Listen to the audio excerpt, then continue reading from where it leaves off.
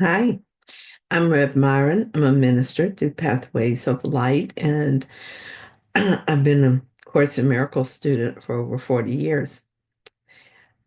Today, I haven't gotten anything written, and I just want to share from um, the course a little bit, something that I've been interested in. I'm a much better writer than I am a speaker, so this won't be very smooth, but I just wanted to share it. I've been doing a lot of work in psychotherapy process, purpose, process, and practice. It's this is I don't know if you can see this. Here we go. Oops, it's a mirror, but it's a little booklet that is part of the course. In fact, if you have the third edition, it's part of your Course in Miracles book. And I only mention that because a lot of people have not really looked in this in the psychotherapy pamphlet. I know I didn't. I studied the course for many, many, many years before I ever really took a dive into the psychotherapy. I kept thinking, I don't need that. I'm not a psychotherapist.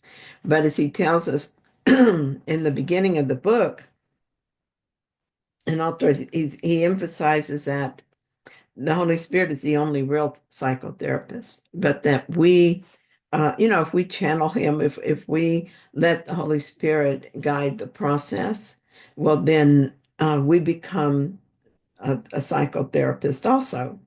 So if anyone's ever asked you for help, they've ever asked you to for your advice or to help them understand something, well, then you were their psychotherapist. And if you were allowing the Holy Spirit to be your psychotherapist, well, then you're a good psychotherapist. So there was one section of this that I found very interesting in its own healing, on sickness and healing. And in one page in here, he says,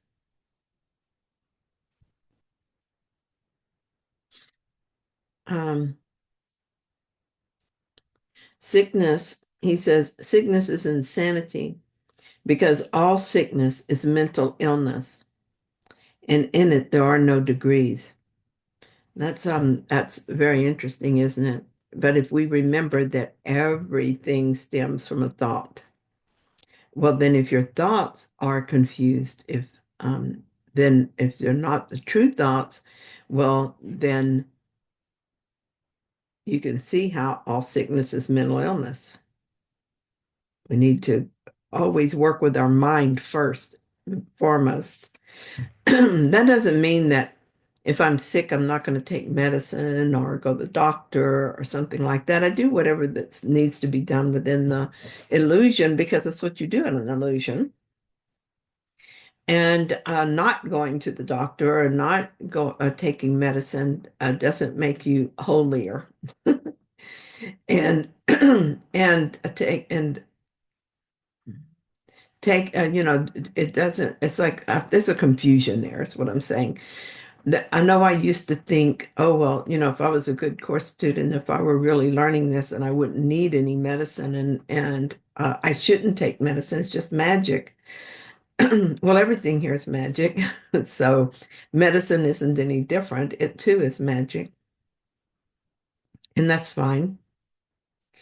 Um, if I resisted going to the doctor or taking medicine whenever it was needed, um, it would not make me a better or not make me a better course student.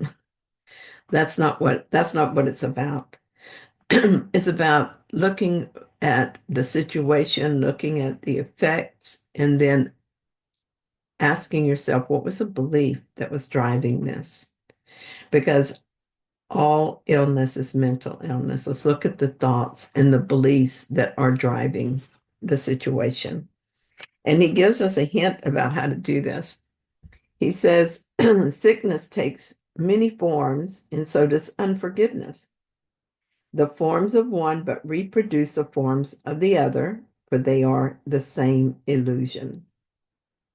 So closely is one translated into the other that a careful study of the form a sickness takes will point quite clearly to the form of unforgiveness that it represents. Now, I don't know about you, but when I first read that, I thought about Louise Hayes and her book of telling us how to tell um, what the mental problem is by looking at the physical problem. I can't remember specifically anything she said, but like maybe if you got lower back pain, then you would want to look at a specific belief in your mind, that kind of thing. And I remember when I read that, I thought, well, that's interesting. I don't know, but evidently she was really onto something there. He says,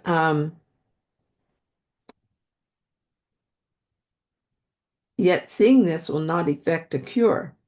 That is achieved by only one recognition that only forgiveness heals an unforgiveness, and only an unforgiveness can possibly give rise to sickness of any kind.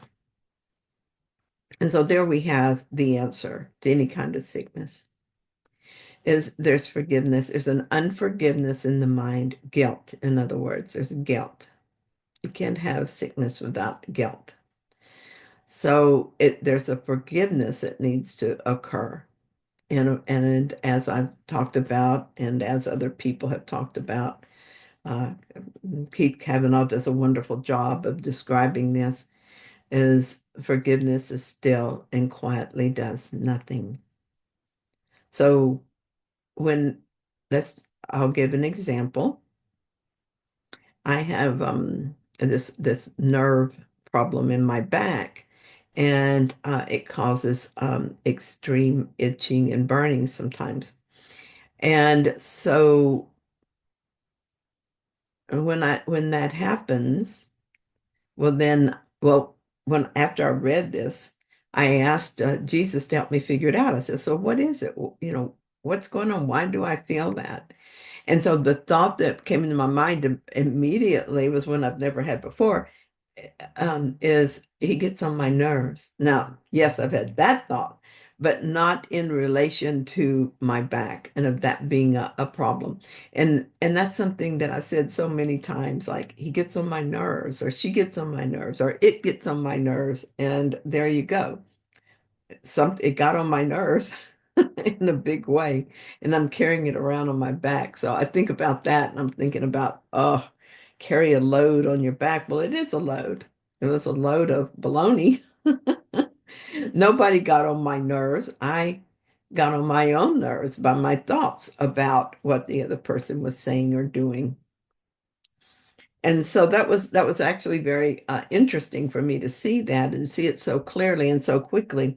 But like he said, that doesn't fix anything. For that, we need forgiveness. And so whenever I have pain or that itching or that burning in my back, then what I do is I am just still. I don't try to get rid of it. I don't think about, oh, I hate this. Um, I don't. I don't try to change anything about my thoughts. I just recognize that my thought that something outside of me could affect me, my thought that I must be a victim to something outside myself. Whatever other belief that the Holy Spirit shows me, that it can't be true. And that I really don't want to believe that anymore. I don't want that. I don't want that to be um, part of my thinking, part of my pattern of thinking anymore. It's my intent, it's my strong desire, which invites the Holy Spirit to heal my mind. And it's not my job to heal my mind, it's the Holy Spirit's job. And so I let him do it. And so that's what I do. I'm I'm still, I'm quiet, and I allow the Holy Spirit to heal my mind. I do nothing. Do nothing. That was the hardest part for me, was learning to do nothing, because the mind definitely wants to do something. So that was a very helpful thing that I looked at there, and that I'm finding useful in many ways. Another thing that I found in here that I liked, it's at one place it says, healing is holy. Nothing in the world is holier than helping one who asks for help. And two come very close to God in this attempt, however limited, however lacking in sincerity. Where two have joined for healing, God is there, and He is guaranteed that He will hear and answer them in truth. They can be sure that healing is a process He directs because it is according to His will. We have His word to guide us as we try to help our brothers. Let us not forget that we're helpless of ourselves and lean upon a strength, capital S strength there, beyond our little scope for what to teach as well as what to learn. So I particularly love those first two sentences. Healing is holy. Nothing in the world is holier than helping one who asks for help. And so I think about that every time I'm working with someone, or if we have a group, this group that we're all working together. And I remind us that in this moment, in this very holy instant, as we join in this attempt at healing, we don't even have to succeed, but our attempt at healing, that this is a very holy moment. This is a holy instant that we're doing. And so you and I, whoever is watching this, as I'm sharing, or after I share it, doesn't matter. Whoever is watching this, they too are experiencing this very holy moment with me, this holy instant, because it's what we're trying to do. We want to heal. We want to heal ourselves. In the process of healing ourselves, heal each other. Or we want to help heal someone else. And in that process, we heal ourselves. So there's one more thing I wanted to share with you.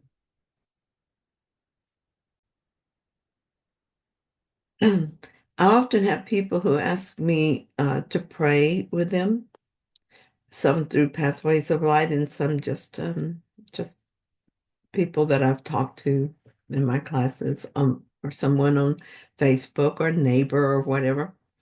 And I have a very specific way that I like to pray for people. But I want to give you an example. There's from lesson 156.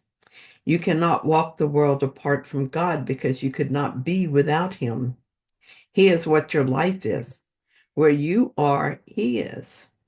There is one life. That life you share with Him. Nothing can be apart from Him and live. It's a beautiful little section right there. And so once I read that, I became excited to do this with people that I know. It's a wonderful way to pray for them. So this is another way that Jesus is telling us who we are and where we are. It reinforces the truth, which is very much needed because the world is constantly reinforcing the illusion.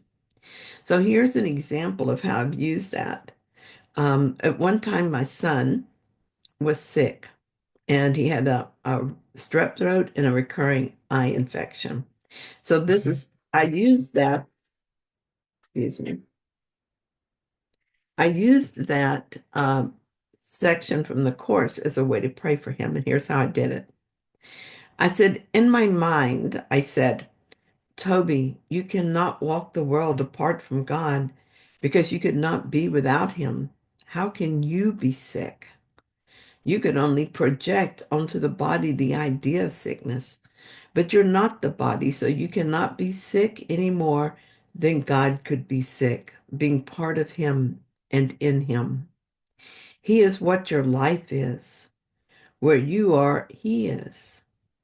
Toby, you could no more suffer sickness than God could because of what and where you are. There is one life, that life you share with Him. Nothing can be apart from Him and live. You are loved and you are safe. So just adding a little bit there to our talk today about sickness. Thank you for joining me. And I just want you to know that I love all of you and appreciate you.